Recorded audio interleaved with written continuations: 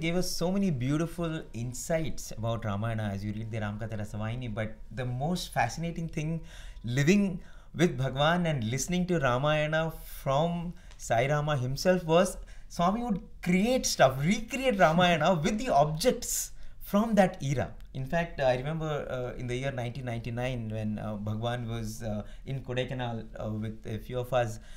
So there was that day a very unusual scene, because there was suddenly a huge downpour and there was some water leaking on the first floor of Kodaikanal. You know, many unusual things happen in the divine presence, and only later we realized that nothing happens without a reason. And that day, in fact, I remember Swami had asked one of the speakers, I think it was Mrs. Ratanlal Amma, who was speaking, and because there was a bit of a commotion there and some of the teachers went up to see what has happened, and Swami said, okay, now no more of the talk. And so Ratanlal Amma sat down and Swami said, let's have a bhajan, so sing something. So I remember we started this bhajan, Rama Rama Sai Rama, and everyone followed that bhajan, and the bhajan was going on, and even as everyone was singing Rama Rama Sai Rama, suddenly Swami waved his hand and Swami created this huge medallion. Actually, it was a huge medallion. Sai Prakash brother also was there. Huge medallion, and you could see a majestic Rama actually. Rama, you know, the blue, beautiful Rama standing really such a handsome figure and holding the Kodanda, and you know, with the blue sky in the background, he was really looking regal, yeah, absolutely regal. And Swami said, this is how Rama looked on the night of the coronation. That when he was about to be coronated, the next day, the most handsome Rama, the Prince Rama, that is how Rama looked. And we don't know what was, you know, how the stars were aligned that day for Bhagawan to create that beautiful moment for us. And Swami was so kind. Swami took that medallion, and Swami personally went and showed every member there. I think all the students there, all the teachers there. He kept showing that, and in fact, after some time, when Swami was, he gave it in the hand of one of the senior devotees, and you know, so he was not able to hold it, and Swami said, okay, so it needs a pedestal. So again he created, waved his hand and he created a pedestal, and the person whom he gave it to also, his name also is Rama. Okay. And so Swami put it on the pedestal, and you know, he gave it to that person. And I think there are so many such occasions where, you know, either Bhagawan was talking about Ramayana, or out of the blue, as you know, Prem, you were saying, Bhagawan never needed an occasion to talk about Ramayana. It could be Ganesh Chaturthi, Swami can talk about Rama. It could be Krishna Ashtami and Swami would talk about Ramayana. It could be any occasion. And if in a Kodaikanal like setting, which is just his playground, where, you know, Swami would simply recollect and talk about all those devotees dear to him, Ramayana would definitely figure in that discussion. Was it in the same trip? This was 99, right? Kodaikanal, yeah. Yes. So I think this was in the hilltop bungalow. Yes. Swami suddenly materialized a beautiful brooch. Yes. So right. I think there were diamonds all around. It was like a rose or something. Right? It was a rose. Or a flower. There's a flower, and all diamonds around. And Swami says, this is Sita's brooch. Yes. And then Swami is showing it, and then I think some of the boys said, Swami, please wear it. Yeah. And then he actually pinned it here. He pinned it. We have a picture of that, and you can't say whether the smile is more enchanting or the brooch. No, I remember that was the occasion when all the ladies were there. Yes. All the ladies were around Swami. And Swami was standing on the balcony on the first, and then he just showed it, and then he pinned it very beautifully, and were for a brief moment. Yeah. And then I think one more materialization I've heard of is apparently once Swami materialized the chain that Ravana wore. And very fascinating. So Swami waved his hand, and a dollar which was this big almost, right, which had 3 lingams in 3 different colors. Okay. 3 different stones or crystals or whatever they were. So Swami held it like this, and then Swami let go, and the chain kept going and growing and growing till this point. And then Swami said the chain is made out of 105 lingams. You know, as a rosary, if you use the lingam, and then there are 3 over here. And I think Swami also briefly wore it, just to show the, you know, the size of that chain. And I think it came to Swami's torso, and Swami said, was for Ravana, it was neck tight. Oh my. Talking about size, so many occasions Swami created Rama's ring. Right. And it would be a huge ring actually. Yes. And green in color. And I remember on multiple occasions, Swami is saying that see how big it is. You 2-3 fingers can actually enter enter that ring. And Swami said because Rama was Ajanubhav. In those days, people are really huge sizes. Actually, the normal size was itself probably twice or thrice of the average man of Kali Yuga, isn't it? Right. రాములకు వేలు ఈ chitin వేలు ఇంత పెద్దది.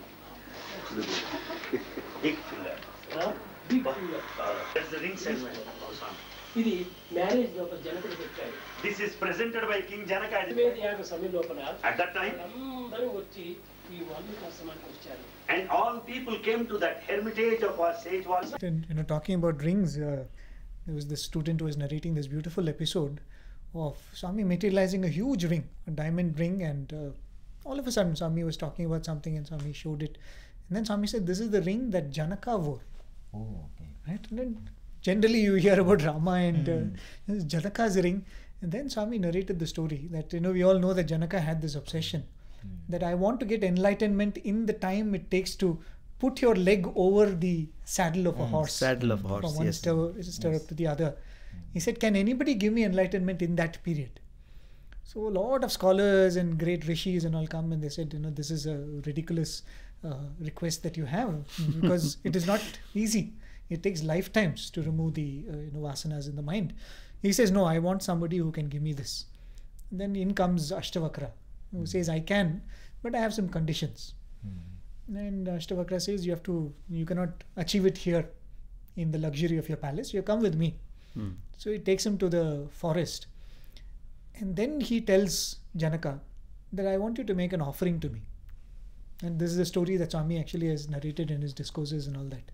And about the glory of Janaka. And then Janaka says, anything. That I have accepted you as my guru, anything you give me. And then Janaka says, Ashtavakra says, give me your mind. And Janaka says, I have given you my mind. Then Ashtavakra says, okay, close your eyes and sit and meditate. Sit here. Right? Till I come back. And Ashtavakra goes off. And then the ministers and the others, they start wondering what has happened to the king. So they come and they see Janaka sitting in the middle of nowhere in the forest, lost in meditation. So they all come and call him and they say, King, what has happened? What has this man done to you? Janaka doesn't respond at all. And they bring the army and they bring a lot of noise and chaos. Nothing happens. Janaka doesn't stir. Then they call the queens in. They say, please come and do something. They all try pleading with him. Janaka doesn't open his eye. So then a party is sent into the forest, say, find this man who has done this to Janaka and bring him. So they catch Ashtavakra and come. And they say, what have you done to our king? He's not responding to any of our calls. Then Ashtavakra looks at Janaka and says, oh Janaka, open your eyes. And Janaka instantly opens his eyes. And everybody says that till now we were making so much of ruckus and you did not respond to it. The queens came and the ministers came and you didn't open your eyes. How is it that now you opened the moment? Ashtavakra said. And Janaka says, I had given my mind to him and there is nothing I can do without the mind. So unless I have his permission, I can't do anything with this body. Mind is not because mine. the mind is his. And Ashtavakra is so pleased by this, and then he says that, okay, one final test, right? He says, for realization, all this is a hurdle. And all this paraphernalia of the kingdom and all the wealth.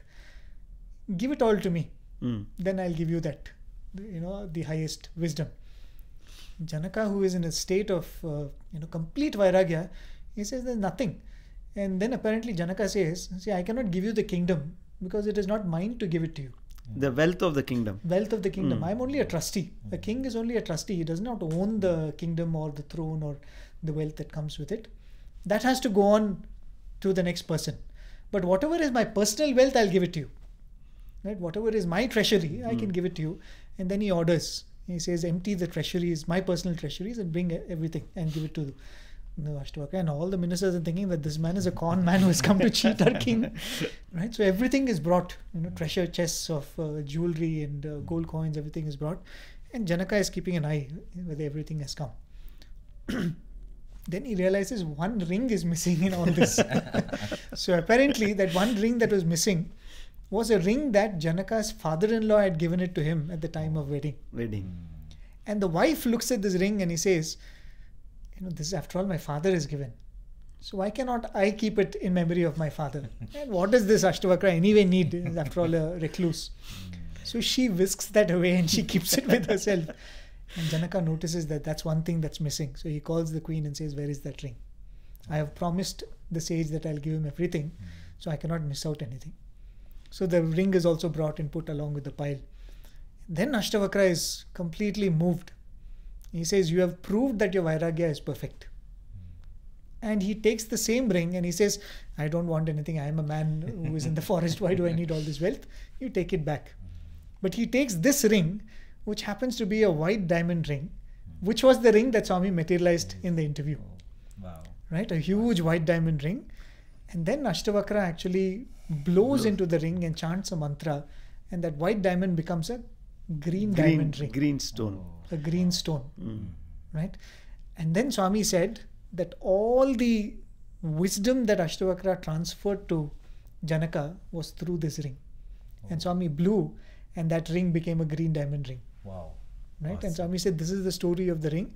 And this was the ring. Then he gave it to Janaka, and Janaka kept it close to his heart.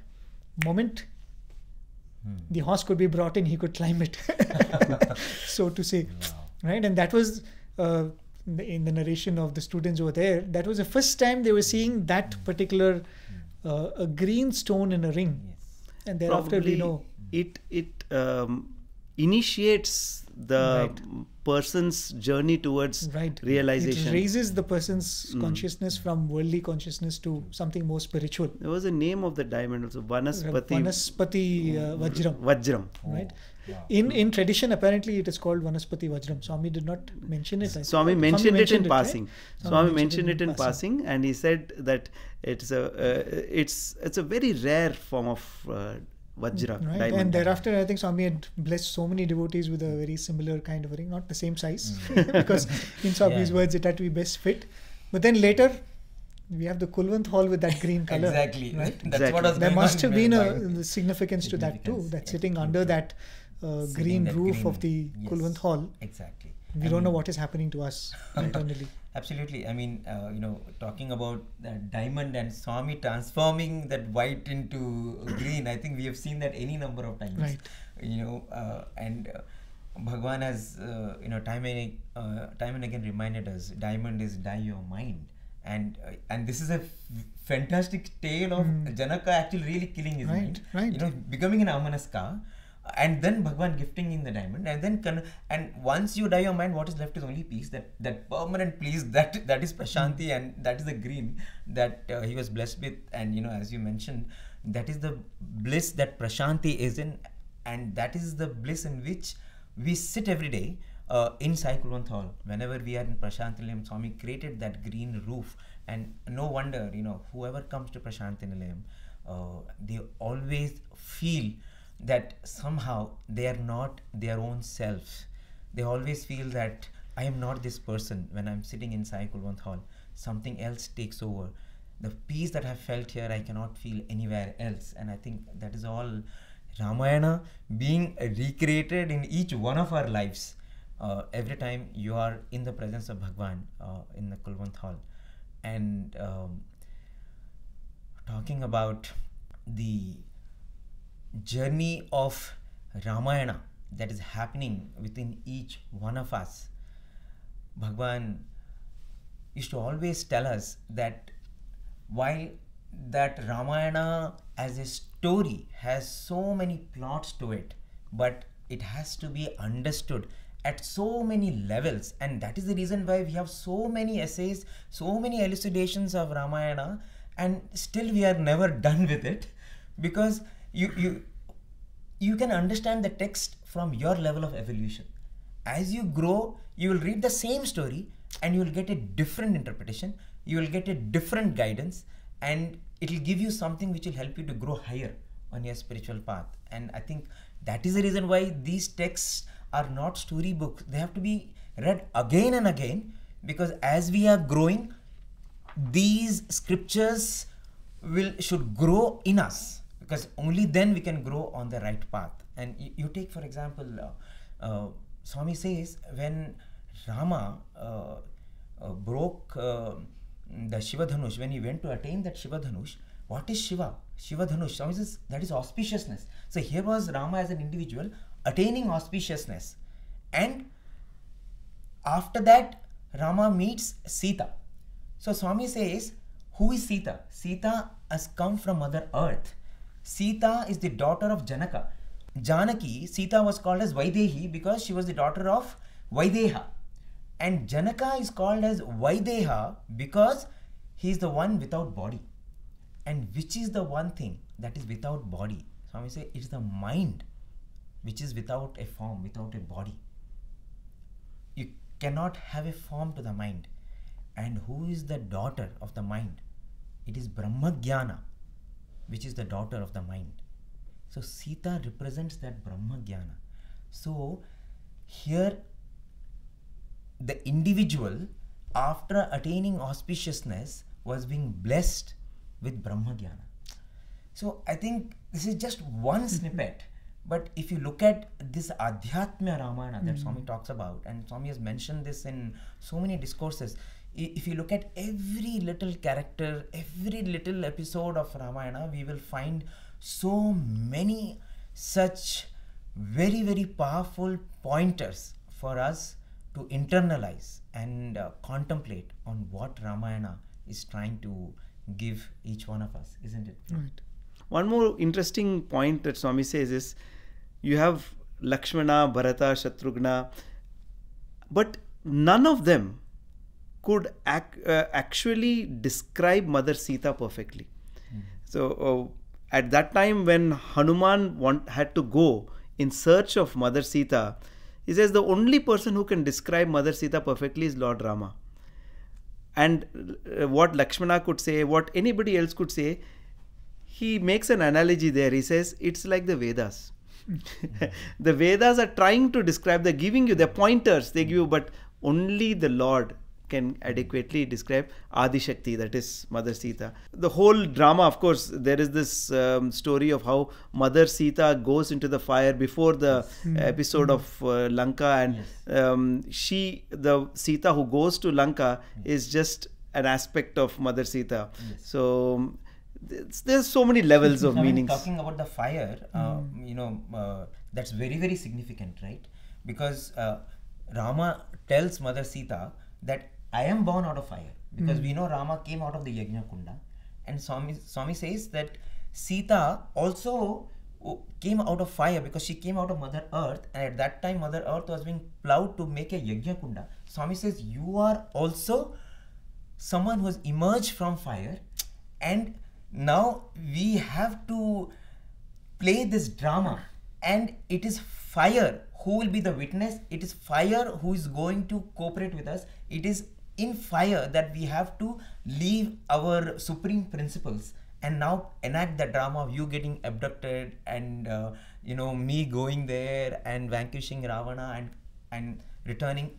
So finally, when Sita was asked to go through the fire to come back to Rama and become part of Ayodhya, so when you have Rama asking Sita to go through the fire, it was like she was getting back that principle that they had left it in the fire, invested in the fire. So while superficially when you look at it, you feel, oh, how is Rama asking again Sita to go through this fire ritual? It was not the right thing to do. Why is Rama doubting Sita? So the thing is, we cannot understand this scripture at a superficial level. So there are so many such very, very powerful significances and insights and levels of understanding, and that will come to us only when we read the scripture again and again, even as we purify ourselves. Right. I mean, even the name, Swami would often say, Rama is Atma Rama. You don't say Atma Krishna. Right? Because Swami would say that this is the journey of the Jivatma. And Swami gives a beautiful thing, Rama stands for Atma. We all are Atma. Swami would make a statement, I am God, so are you, but you don't know about it. So the whole essence is in the knowing. Right? So Swami says that Sita represents the knowing. So the knowledge that the Atma is divine is represented by Sita. Okay. So if you see the whole journey of Rama, he acts like he's a normal human being, which means he's acting the role of a sadhaka. And there's a very important, significant event that happens in his childhood when Rama is sent on a pilgrimage with the brothers. Right? They've finished their studies, and I think Rama requests Dasharatha that he wants to go around seeing the kingdom, before he is ready to be coronated, and Dasharatha is very happy to comply. They send him, and Rama is very drawn towards temples, and wherever he goes to temples, he sits down with the scholars there and he has a lot of discussions. So he is actually getting used to Advaita. And when he comes back, his mind is completely unsettled. He comes back, and the first thing he does is he doesn't go back to the quarters of Dasharatha to pay his respects, because he says, who's the father, who's the son, who's elder, who's younger. Yes. Right? And Swami says that is what happens when the sadhaka first has an encounter with Advaita. It destabilizes you. Right? And then you have the most important part of Vashishta coming and giving his discourse to Rama. So that is the aspect of Guru coming and clarifying that you've understood right. The truth is that, but you need a little more nuance in the whole thing. So the first Guru who comes and says, clarifies Advaita in a way that it doesn't completely unsettle you like Right. that. Then comes the second Guru in the form of Vishwamitra. When Vishwamitra comes, Dasharatha tells him that I would love to send them, but they don't seem to be in their normal sense right now. They seem to be disturbed. Vishwamitra says, nothing doing, you send them with me. So the second aspect of the Guru is the Guru comes and says, just keep quiet and do my work. Right? Don't ask about all these things. Oh, I'm confused. Just keep quiet and do my work. Right? That's the second aspect of the Guru. And the third aspect of the Guru is Janaka, who finally gives that Brahmagyan to Rama. He is the one who does Kanyadanam. Kanyadanam. Oh, okay. Right? Brahmajnana. And Janaka represents a Karma Yogi. Only a Karma Yogi has the authority to say that this is how you should understand Advaita Jnana. Amazing. Right? That's why, every time when there was a Sita Kalyanam in Swami's presence, the kind of excitement that Swami had was completely different, because it was not a story of a avatar getting married to his consort. It was a moment of realization when the Atma actually comes in contact with Brahmajnana. Right? And even that, Swami tells that there's a very beautiful discourse that Swami narrates about the coronation, where Rama is calling each one of the people who have participated in this whole war in Lanka and says, what do you want? I want to show my gratitude. So Hanuman comes, and Swami says that Hanuman tells, I don't want anything. Just tell me, what is the secret? What is all this drama about? What was all this conveying? And Rama says, I can't tell you, because I don't know. He says it was all her play. And then Sita speaks, and Sita says, because I am the Moola Prakriti, the entire Ramayana is my play. Rama is the Atma, and the Atma is always only a witness. It doesn't involve, it doesn't play. Right? So entire Ramayana, Swami says, is actually the play of Mother Sita. The moment this much all the other miscommunications and misunderstandings we have about the Ramayana, of Sita being the oppressed, completely changes. It is her play. Yes. She was playing out the whole thing. Yes. Right? So these kind of essence in the Ramayana, I think the plenty, as Swami has revealed through his Vahinis. It's phenomenal. I mean, you mentioned about Hanuman also. Swami mentions at one place that, when Rama once asked Hanuman, what do you want? And, there are so many versions. Once Swami says that, Rama said, there's nothing that I can give you. And, he just embraces Hanuman. There's another occasion where Hanuman says, I don't want anything. And Rama says, okay, I give you this boon that whenever you think of me, I will be there. Whenever you think of me, I will be there. And I think that is such a powerful gift I think Swami has given to each one of us. Whoever is involved in Bhagwan's work, whoever dedicates their life, you want to become a servitor of the Lord, serve the Lord like Hanuman. So Swami is telling, whenever you want me, I will be there. And look at where Swami has kept Hanuman. He's right at the top of all the gods in the Hillview Stadium, telling us that there is nothing higher than having that kind of unstinted devotion, surrender, one-pointed focus of serving the Lord. Then Rama was ecstatic. You are the king of monkeys, you have fulfilled the divine mission. In fact, you are the teacher of teachers, the Hanuman who have fulfilled Rama's mission. In fact, you have gone to the Lanka, you have gone searched all over there. And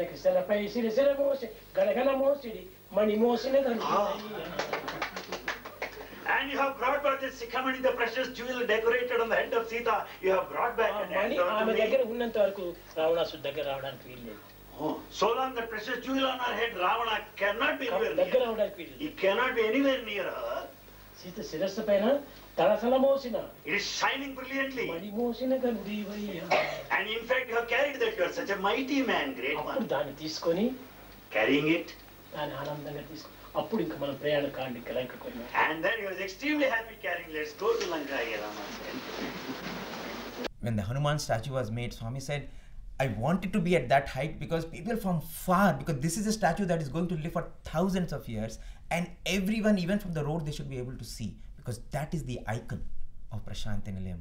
That is where each one of us should rise. And once when Rama asked Hanuman, who am I to you? Hanuman said, at the level of the physical plane, I might be a servant, a servitor, and you are the master, but at the level of the mind, then I am just a Jivatma and you are the Paramatma. But at the level of the Atma, we are not different.